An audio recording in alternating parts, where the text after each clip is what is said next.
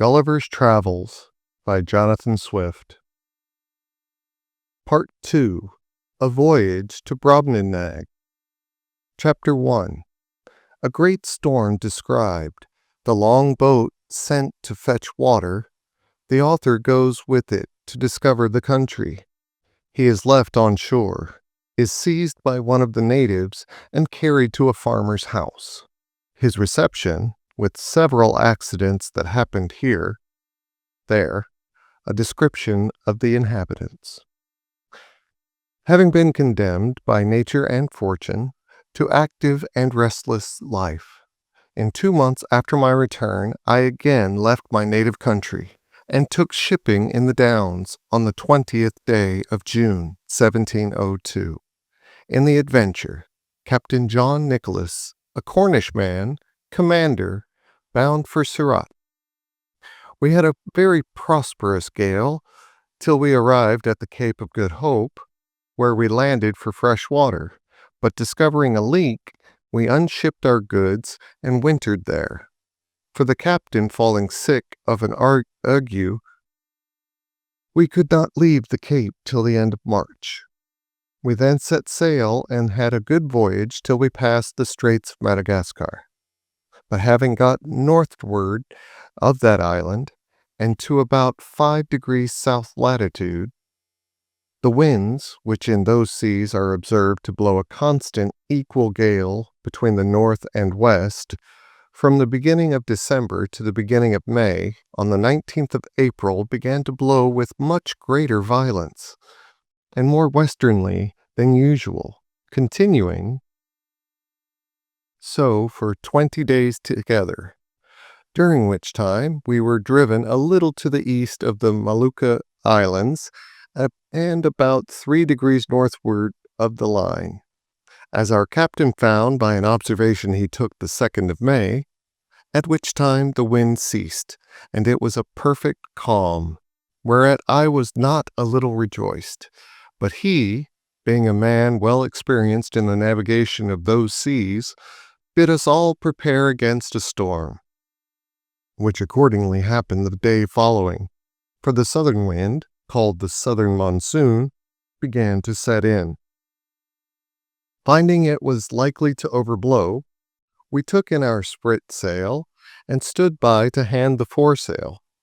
But making foul weather, we looked the guns were all fast, and handed the mizzen. The ship lay very broad off, so we thought it better spooning before the sea than trying or hauling. We reefed the foresail and set him and hauled aft the foresheet. The helm was hard a weather. The ship wore bravely. We belayed the fore downhaul, but the sail was split, and we hauled down the yard, and got the sail into the ship, and unbound all the things clear of it. It was a very fierce storm. The sea broke strange and dangerous. We hauled off upon the lanyard of the whipstaff, and helped the man at the helm. We would not get down our topmast, but let all stand, because she scudded before the sea very well, and we knew that the topmast being aloft, the ship was the wholesomer, and we made better way through the sea, seeing we had sea room. When the storm was over, we set foresail and mainsail, and brought the ship to. Then we set the mizzen, main topsail, and the foretopsail. Our course was east-northeast. The wind was at southwest. We got the starboard tacks aboard. We cast off our weather braces and lifts. We set in the lee braces and hauled forward by the weather bowlings, and hauled them tight, and belayed them, and hauled over the mizzen tack to windward, and kept her full and by as near as she would lie. During this storm, which was followed by a strong wind west-southwest, we were carried, by my computation, about 500 leagues to the east, so that the oldest sailor on board could not tell in what part of the world we were. Our provisions held out well, our ship was staunch, and our crew all in good health, but we lay in the utmost distress for water. we thought it best to hold on the same course, rather than turn more northerly, which might have brought us to the northwest part of the great Tartary, and into the frozen sea. On the 16th day of June, 1703, a buoy on the topmast discovered land. On the 17th, we came in full view of a great island, or continent, for we knew not whether. On the south side whereof was a small neck of land jutting out into the sea, and a creek too shallow to hold a ship of above 100 tons. We cast anchor within a league of this creek, and our captain sent a dozen of his men well armed in the longboat. With vessels for water, if any could be found, I desired his leave to go with them, that I might see the country, and make what discoveries I could. When we came to land, we saw no river or spring, nor any sign of inhabitants. Our men therefore wandered on the shore to find out some fresh water near the sea, and I walked alone about a mile on the other side, where I observed the country all barren and rocky. I now began to be weary, and seeing nothing to entertain my curiosity, I returned gently down towards the creek, and the sea being full in my view, I saw our men already got into the boat, and rowing for life to the ship. I was going to holler at them, after them, although it had been too little purpose, when I observed a huge creature walking after them in the sea, as fast as he could. He waded not much deeper than his knees, and took prodigious strides, but our men had the start of him half a league, and, the sea thereabouts being full of sharp-pointed rocks, the monster was not able to overtake the boat. This I was afterwards told, for I durst not stay to see the issue of the adventure, but ran as fast as I could the way I first went, and then climbed up a steep hill, which gave me some prospect of the country. I found it fully cultivated, but that which first surprised me was the length of the grass, which in those grounds that seemed to be kept for hay was about 20 feet high. I fell into a high road, for so I took it to be, though it served to the inhabitants only as a footpath, through a field of barley. Here I walked on for some time, but could see little on either side, it being now near harvest, and the corn rising at least 40 feet. I was an hour walking to the end of this field, which was fenced in with a hedge of at least 120 feet high, and the trees so lofty that I could make no computation of their altitude. There was a stile to pass from this field into the next. It had 4 steps, and a stone to cross over when you came to the uppermost. It was impossible for me to climb this stile, because every step was 6 feet high, and the upper stone about 20. I was endeavoring to find some gap in the hedge, when I discovered one of the inhabitants in the next field, advancing towards the stile, of the same size with him whom I saw in the sea pursuing our boat. He appeared as tall as an ordinary spire steeple, and took about 10 yards at every stride. As near as I could guess, I was struck with the utmost fear and astonishment, and ran to hide myself in the corn, whence I saw him at the top of the stile looking back into the next field on the right hand, and heard him call in a voice many degrees louder than a speaking trumpet. But the noise was so high in the air that at first I certainly thought it was thunder. Whereupon 7 monsters, like himself, came towards him with reaping hooks in their hands, each hook about the largeness of 6 scythes. These people were not so well clad as the first, whose servants or laborers they seemed to be. For upon some words he spoke, they went to reap the corn in the field where I lay. I kept from them at as great a distance as I could, but was forced to move with extreme difficulty, for the stalks of corn were sometimes not above a foot distant, so that I could hardly squeeze my body betwixt them. However, I made a shift to go forward, till I came to a part of the field where the corn had been laid by the rain and wind. Here it was impossible for me to advance a step, for the stalks were so interwoven that I could not creep through, and the beards of the fallen ears so strong and pointed that they pierced through my clothes into my flesh. At the same time I heard the reapers not 100 yards behind me. Being quite dispirited with the toil and wholly overcome by grief and despair, I lay down between two ridges and heartily wished I might there end my days. I bemoaned my desolate widow and fatherless children. I lamented my own folly and wilfulness in attempting a second voyage against the advice of all my friends and relations. In this terrible agitation of mind, I could not forbear thinking of Lilliput, whose inhabitants looked upon me as the greatest prodigy that ever appeared in the world. Where I was able to draw an imperial fleet in my hand and perform those other actions which will be recorded forever in the chronicles of that empire, while posterity shall hardly believe them, although attested by millions. I reflected what a mortification it must prove to me to appear as inconsiderable in this nation as one single Lilliputian would be among us.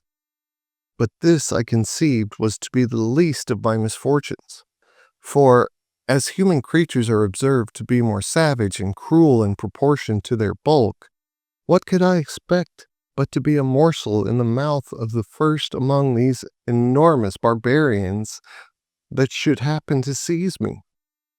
Undoubtedly, philosophers are in their right when they tell us that nothing is great or little otherwise than by comparison.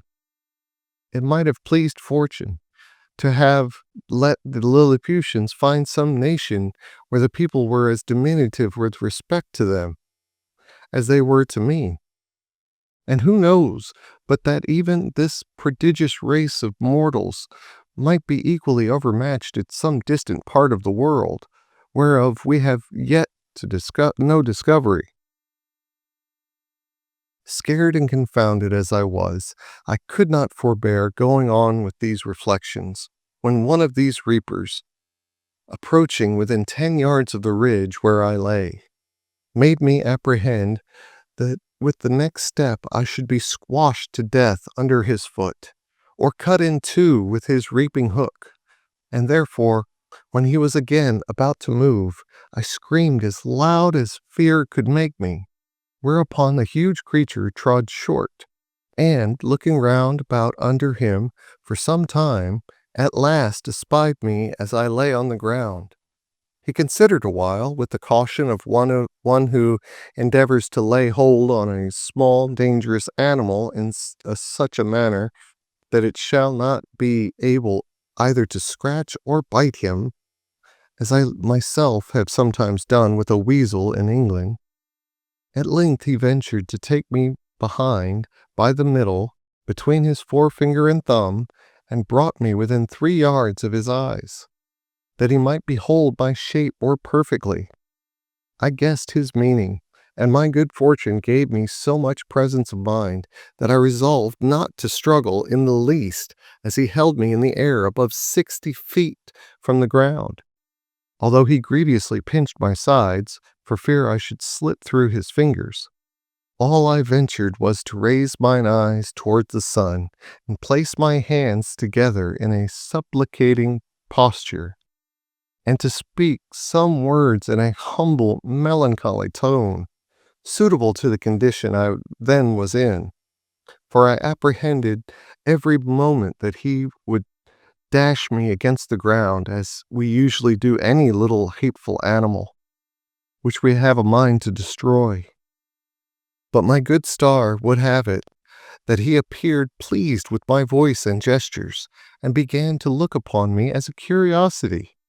much wondering to hear me pronounce articulate words, although he could not understand them.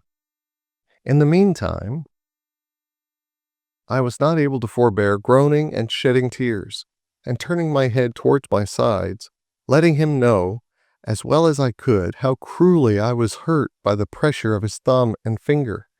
He seemed to apprehend my meaning, for, lifting up the lappet of my coat, he put me gently into it, and immediately ran along with me to his master, who was a substantial farmer, and the same person I had first seen in the field.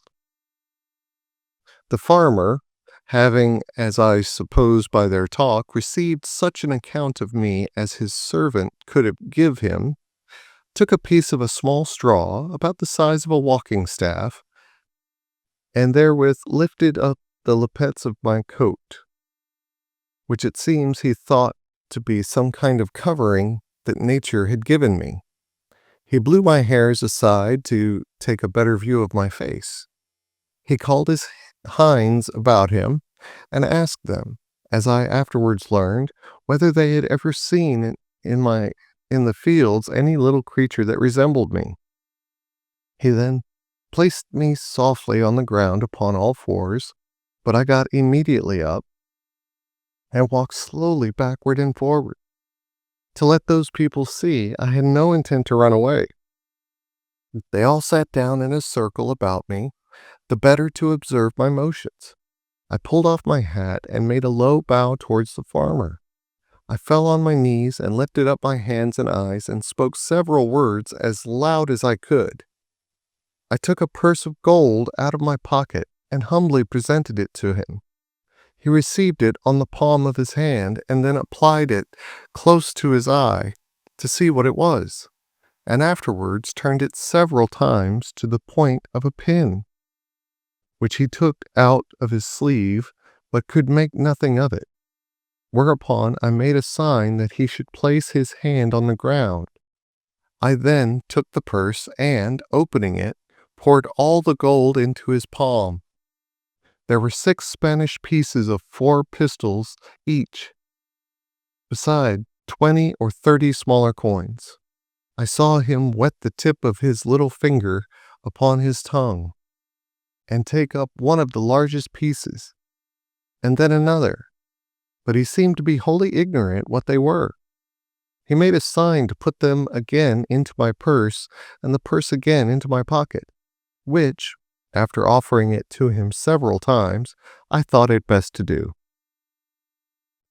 The farmer by this time was convinced I must be a rational creature.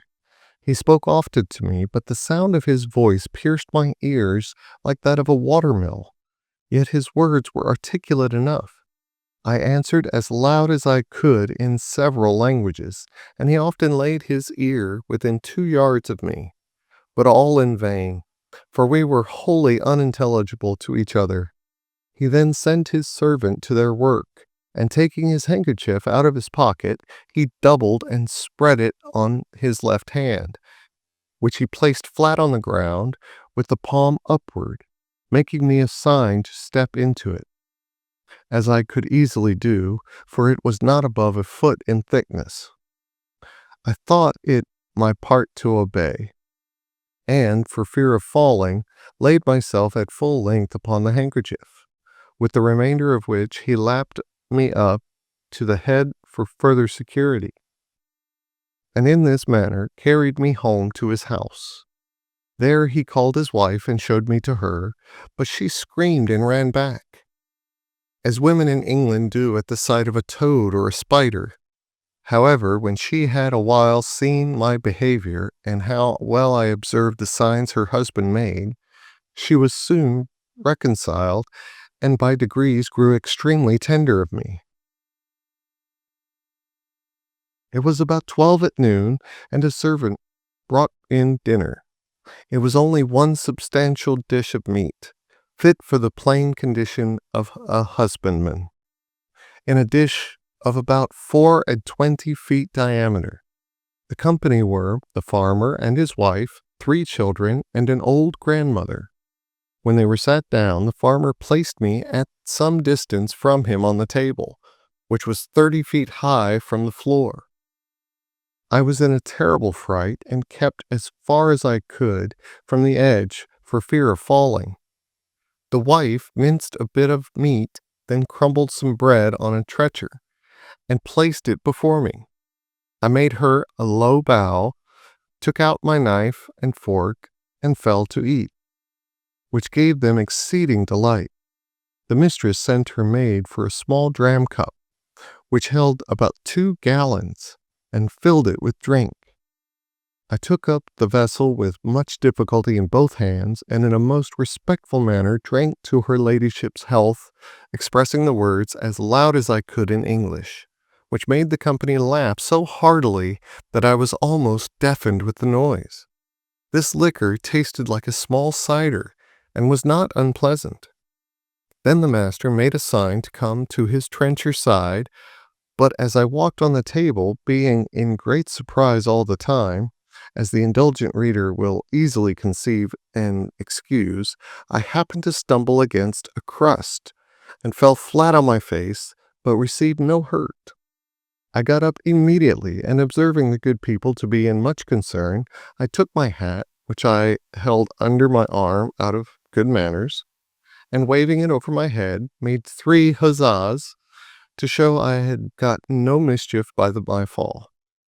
But advancing forward towards my master, as I shall henceforth call him, his youngest son, who sat next to him, an arch boy of about 10 years old, took me up by the legs, and held me so high in the air that I trembled every limb. But his father snatched me from him, and at the same time gave him such a box on the left ear as I would have felled an European troop of horse to the earth, ordering him to be taken from the table. But being afraid the boy might owe me a spite, and well remembering how mischievous all children among us naturally are to sparrows, rabbits, young kittens, and puppy dogs, I fell on my knees, and pointing to the boy, made my master to understand, as well as I could, that I desired his son might be pardoned. The father complied, and the lad took his seat again, whereupon I went to him and kissed his hand, which my master took, and made him stroke me gently with it.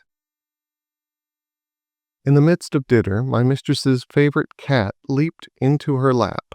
I heard a noise behind me like that of a dozen stocking weavers at work, and turning my head, I found it proceeded from the purring of that animal, who seemed to be 3 times larger than an ox, as I computed by the view of her head and one of her paws, while her mistress was feeding and stroking her. The fierceness of this creature's countenance altogether discomposed me, though I stood at the farther end of the table, about 50 feet off, and although my mistress held her fast, for fear she might give a spring and seize me in her talons, but it happened there was no danger, for the cat took not the least notice of me when my master placed me within 3 yards of her. And as I have been always told, and found true by experience in my travels, that flying or discovering fear before a fierce animal is a certain way to make it pursue or attack you. So I resolved, in this dangerous juncture, to show no manner of concern. I walked with intrepidity 5 or 6 times before the very head of the cat, and came within half a yard of her, whereupon she drew herself back as if she were more afraid of me. I had less apprehension concerning the dogs, whereof 3 or 4 came into the room, as it is usual in farmers' houses, one of which was a mastiff, equal in bulk to 4 elephants, and another a greyhound, somewhat taller than the mastiff, but not so large. When dinner was almost done, the nurse came in with a child of a year old in her arms, who immediately spied me, and began a squall that you might have heard from London Bridge to Chelsea, after the usual oratory of infants, to get me for a plaything. The mother, out of pure indulgence, took me up and put me towards the child, who presently seized me by the middle and got my head into his mouth, where I roared so loud that the urchin was frightened and let me drop, and I should infallibly have broke my neck if the mother had not held her apron under me. The nurse, to quiet her babe, made use of a rattle which was kind of a hollow vessel filled with great stones, and fastened by a cable to the child's waist, but all in vain, so that she was forced to apply the last remedy by giving it suck. I must confess no object ever disgusted me so much as the sight of her monstrous breast, which I cannot tell what to compare with, so as to give the curious reader an idea of its bulk, shape, and color. It stood prominent 6 feet, and could not be less than 16 in circumference. The nipple was about half the bigness of my head, and the hue both of that and the dug so varied with spots, pimples, and freckles that nothing could appear more nauseous, for I had a near sight of her, she sitting down the more conveniently to give suck, and I standing on the table. This made me reflect upon the fair skins of our English ladies, who appear so beautiful to us only because they are of our own size, and their defects not to be seen but through a magnifying glass, where we find by experiment that the smoothest and whitest skins look rough and coarse and ill-colored. I remember when I was at Lilliput, the complexion of those diminutive people appeared to me the fairest in the world, and talking upon this subject with a person of learning there, who was an intimate friend of mine, he said that my face appeared much fairer and smoother when he looked on me from the ground than it did upon nearer view.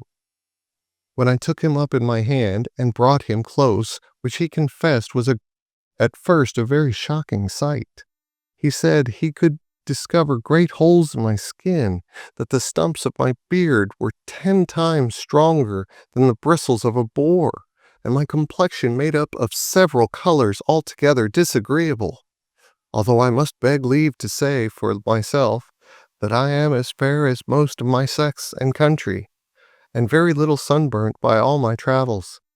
On the other side, discoursing of the ladies in that emperor's court, he used to tell me one had freckles, another too wide a mouth, a third too large a nose, nothing of which I was able to distinguish. I confess this reflection was obvious enough, which, however, I could not forbear, lest the reader might think those vast creatures were actually deformed, for I must do them the justice to say, they are a comely race of people, and particularly the features of my master's countenance, although he was but a farmer when I beheld him from the height of 60 feet, appeared very well proportioned. When dinner was done, my master went out to his laborers, and, as I could discover by his voice and gesture, gave his wife strict charge to take care of me. I was very much tired and disposed to sleep, which my mistress perceiving, she put me on her own bed, and covered me with a clean white handkerchief, but larger and coarser than the mainsail of a man of war. I slept about 2 hours, and dreamt I was at home with my wife and children, which aggravated my sorrows when I waked, and found myself alone in a vast room, between 200 and 300 feet wide, and above 200 high, lying in a bed 20 yards wide. My mistress was gone about her household affairs, and had locked me in. The bed was 8 yards from the floor. Some natural necessities required me to get down.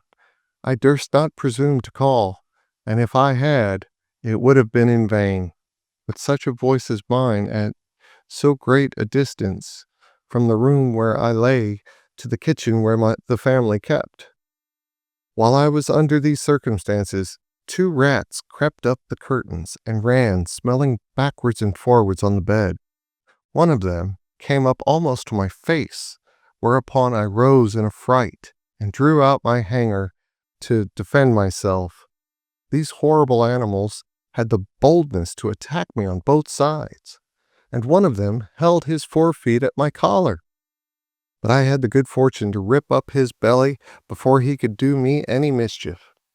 He fell down at my feet, and the other, seeing the fate of his comrade, made his escape, but not without one good wound on the back, which I gave him as he fled, and made the blood run trickling from him. After this exploit, I walked gently to and fro on the bed, recovered my breath, and loss of spirits.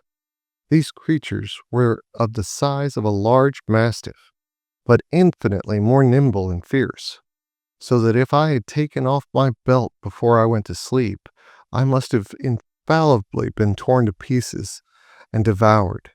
I measured the tail of the dead rat, and found it to be 2 yards long, wanting an inch, but it went against my stomach to drag the carcass off the bed, where it lay still bleeding. I observed it had yet some life, but with a strong slash across the neck, I thoroughly dispatched it. Soon after my mistress came into the room, who, seeing me all bloody, ran and took me up in her hand. I pointed to the dead rat, smiling and making other signs to show I was not hurt, whereat she was extremely rejoiced, calling the maid to take up the dead rat with a pair of tongs and throw it out the window. Then she set me on a table, where I showed her my hanger all bloody, and wiping it on the lappet of my coat, returned it to the scabbard. I was pressed to do more than one thing which another could not do for me, and therefore endeavored to make my mistress understand that I desired to be set down on the floor, which after she had done, my bashfulness would not suffer me to express myself farther than by pointing to the door, and, bowing several times, the good woman, with much difficulty, at last perceived what I would be at, and taking me up again in her hand, walked into the garden, where she set me down.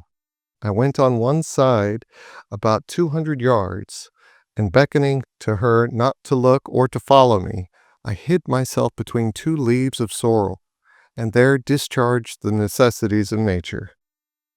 I hope the gentle reader will excuse me for dwelling on these and the like particulars, which, however insignificant they may appear to groveling vulgar minds, yet will certainly help a philosopher to enlarge his thoughts and imagination, and apply them to the benefit of public as well as private life, which was my sole design in presenting this, and other accounts of my travels to the world, wherein I have been chiefly studious of truth, without affecting any ornaments of learning or of style.